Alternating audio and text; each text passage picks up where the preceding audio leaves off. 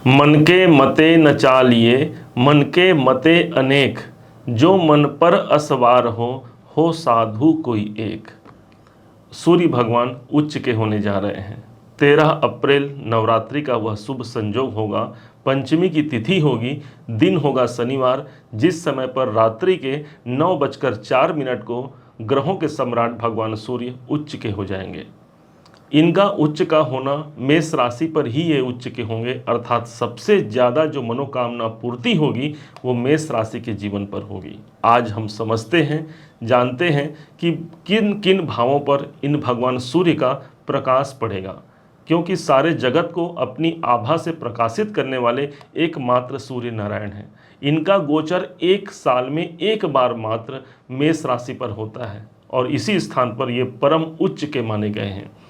आज जानते हैं इनका शुभ प्रभाव किस किस स्थान पर होगा, क्योंकि इनका जो प्रभाव पड़ने जा रहा है ये एक नहीं, दो नहीं, बल्कि तीन तीन घरों पर इनका पॉजिटिव प्रभाव पड़ने जा रहा है। सर्वप्रथम समझते हैं आपके अपने राशि पर ही इनके गोचर का शुभ प्रभाव।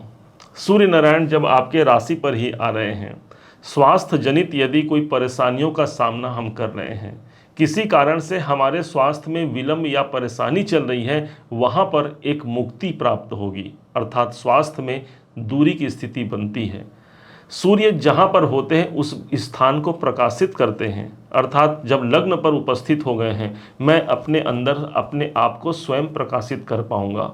कॉन्फिडेंस आपकी बहुत अच्छी रहेगी, आत्मविश्वासी आप बनेंगे, दूसरों के लिए बेहतर कार्य कर पाएंगे और अपनी पूरे लगन और निष्ठा के साथ में अपना कार्य निर्वहन करेंगे। ये इसका सबसे बड़ा एक पॉजिटिव प्रभाव मेष राशि के जीवन में देखने को मिलेगा। लगन इस समय पर प्रभावी होगा, इस कारण से गवर्नमेंट से जुड़े हुए कार्य आपके प्रभावी होंगे। किसी कारण से यदि शिक्षा में आप संलग्न हैं तो ये आपके पंचमेश ही बनते हैं, पंचम भाव के ही अधिपति बनते हैं।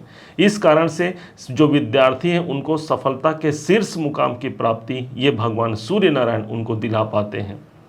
पंचमेश होने के कारण बौद्धिक क्षमताओं में आपकी वृद्धि होगी। कोई डिसीजन लेना है मुझे, और उस डिसीजन में जब तक सूर्य का प्रभाव ना हो तब तक हमें सफलता नहीं मिलती, क्योंकि इसे ही आत्मकारक ग्रह कहा गया है, अर्थात आत्मा की आवाज़ को यही सूर्य भगवान बाहर निकालते हैं, जिससे हमारा समस्या समाधान ही नहीं अपितु हम उसमें सफल भी होते हैं।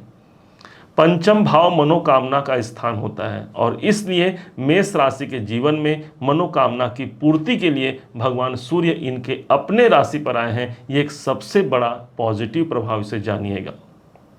चूँकि पंचम भाव शेयर मार्केट को भी रिप्रेजेंट करता है, इसलिए यदि आप वहाँ संलग्न हैं तो भगवान सूर्य उच्च के हो रहे हैं। लॉटरी, सट्टा इत्यादि के क्षेत्र में भी यदि कोई संलग्न होगा तो उसे भी यहाँ पर एक पॉजिटिविटी देखने को मिलेगी, भगवान सूर्य उच्च के हो रहे हैं। पंचम भाव मेरे डिसीजन का होता है।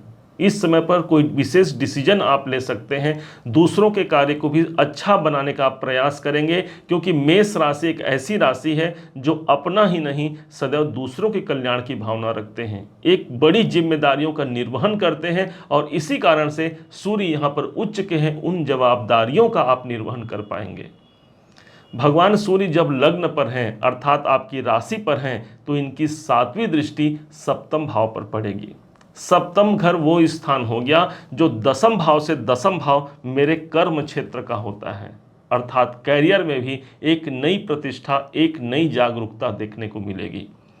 सप्तम भाव मेरे कैरियर में एक ऐसी प्रतिष्ठा मुझे दिला सकता है कि सूर्य नारायण की कृपा से मुझे कोई पद बड़ा चाहिए, उस पद की अभिवृद्धि हो सकती है। मुझे कोई इंक्रीमेंट चाहिए, भगवान सूर्य स्वयं उच्च के हो रहे हैं, अर्थात इंक्रीमेंट यहाँ पर संभावित बनती है। सप्तम भाव ही वो स्थान है जो मुझे दाम्पत्य जीवन में जोड़ता है, अर्थात जीवन साथी या जीवन संगिनी के संग मिलकर के एक नए आयाम को आप प्राप्त करते हैं। यही वो स्थान है जो दाम्पत्य जीवन अर्थात विवाह का स्थान होता है। तो यदि कोई विवाह की समस्याओं से ग्रस्त है, किसी कन्या अथवा किसी वर का विवाह नहीं हो पा रहा है, तो यहाँ पर सूर्य की 7वीं दृष्टि सप्तम भाव पर पड़ेगी। सूर्य जहाँ पर होते हैं उस भाव पर प्रकाश होता है और उस स्थान से ठीक 7वें घर पर इनका पूर्ण प्रभाव अर्थात पूर्ण दृष्टि मानी गई है। व्यापारिक दृष्टिकोण से आपके लिए किसी वरदान से कम नहीं होंगे भगवान सूर्य नारायण। बात इतने में ही समाप्त नहीं होती।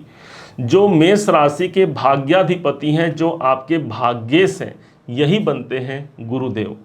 और इस समय पर आप सबको विदित ही होगा कि देव गुरु बृहस्पति मेष राशि पर अर्थात आपके अपने राशि पर ही विद्यमान है। भाग्य के स्वामी का लगन पे जाना, राशि पर जाना और पंचम भाव के स्वामी का भी राशि पर जाना एक विशिष्ट राजयोग को यहाँ पर जन्म देता है, जिसके माध्यम से न सिर्फ मेरी मनोकामना पूर्ति होती है, मतलब उसके अलावा भी मुझे भाग्य की जागृति यहाँ पर प्राप्त होती है, क्योंकि भाग्य के अधिपति देव गुरु भी 1 नंबर की राशि पर है, मेष राशि पर है, सूर्य का संग मिल गया। सूर्य यदि गवर्नमेंट है तो गुरु हमारा भाग्य है। एक संग समझिए, जब राजा और भाग्य दोनों मिल जाएं तो कितना बड़ा अंजाम प्राप्त हो सकता है। कोई बड़े अंजाम की प्राप्ति आप चाह रहे हैं, ये 1 महीना होता है जहां पर आप वहां पर काम करके सफलता को प्राप्त करते हैं। कोई बड़े शिखर की आप चाह रखते हैं, ये सूर्य भगवान उच्च के हो रहे हैं, वो शिखर तक आपको पहुंचा सकते हैं। इतना बड़ा प्रभाव भगवान सूर्य का माना गया है। शास्त्रों में एक बात आती है, जपा कुसुम संकासम कास्य पेयम महाद्युतिम तमो अरिम सर्व पापघ्नम प्रणतो अस्मि दिवाकरम। अर्थात सभी प्रकार के पापों को भस्म करने के लिए भगवान सूर्य अकेले पर्याप्त हैं, जो आपके अपने राशि पर विद्यमान हैं। अर्थात ये समय होगा उन सभी बुराइयों के अंत का जिसका हमने सामना किया है। कोई कठिनाइयों का दौर हमने देखा है तो भगवान सूर्य जिस स्थान पर होते हैं वहाँ पर प्रकाश होता है। जब सारे जगत को वो प्रकाश कर दे सकते हैं, एक आदि अनादि देवता है हमारे सूर्य नारायण, तो कैसे हमारे जीवन में प्रकाश नहीं आएगा। आपको स्वतः ही इस बात का विचार करना है। गुरु का साथ मिला है अर्थात भाग्य भी इस समय पर सबसे अधिक प्रबल रहेगा। ये सूर्य नारायण पूरे 13 अप्रैल से लेकर के 14 मई तक के लगन पे रहेंगे, आपकी अपनी राशि पर रहेंगे। कोई विशेष मनोकामना आपकी पूरी हो सकती है, कोई विशेष चाह है आपके दिल में, उस चाह को ये पूरा करा सकते हैं। चाहे वो पारिवारिक हो, आर्थिक हो या फिर सामाजिक कार्य को आप पूर्ण करना चाहते हैं, सूर्य यहाँ पर प्रतिष्ठित है आपके अपने राशि पर। किसी कंडीशन में भी इसे कम मत आंकिएगा। एक ऐसा कंडीशन है जहां पर सूर्य अपने आप को सबसे अधिक तेजस्वी और ओजस्वी मानते हैं जब ये मेष राशि पर विद्यमान होते हैं। वास्तव में ये मेष राशि जहां पर भगवान सूर्य हैं, ये मंगल का घर होता है और मंगल स्वयं एक सेनापति हैं। अर्थात मेष राशि के जो व्यक्ति हैं स्वयं एक सेनापति के भांति हैं, और उसी पर राजा और देवगुरु बृहस्पति का साथ मिल जाए, ये 1 महीना बहुत बड़ा चेंजिंग समय हो सकता है किसी भी क्षेत्र में। ये इसका लाभ लीजिए और भगवान सूर्य की आराधना करना कभी मत भूलिएगा। माना जाता है भगवान सूर्य को प्रसन्न करने के लिए भानु प्रिय नमस्कारः कहा गया है।